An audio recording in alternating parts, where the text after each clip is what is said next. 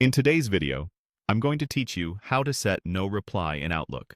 By the end, you'll have an automatic response that tells people their message won't be monitored and not to reply, which is perfect for announcements, confirmations, or system emails.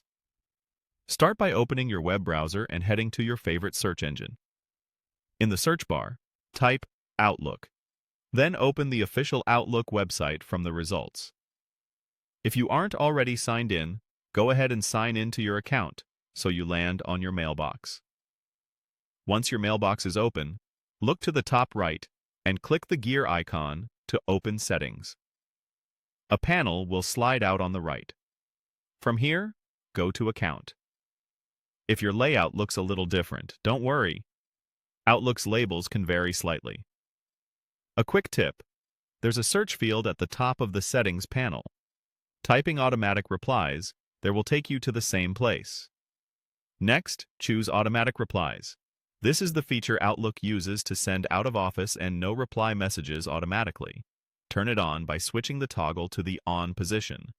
When it's active, you'll see additional options and a message box appear.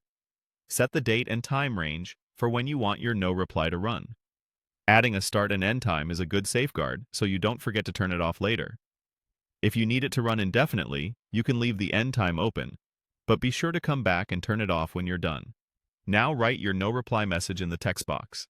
Keep it short, clear, and professional. For example, this is an automated message. Please do not reply to this email. If you want to be extra helpful, add where people should go for support, such as a website or help center, rather than an email address. Some versions of Outlook let you set separate messages for people inside your organization and those outside it. If you see those options, tailor the wording as needed so each audience gets the right context. When you're happy with the wording and the schedule, click Save. Outlook will confirm the change, and you may see a banner in your mailbox indicating that automatic replies are turned on.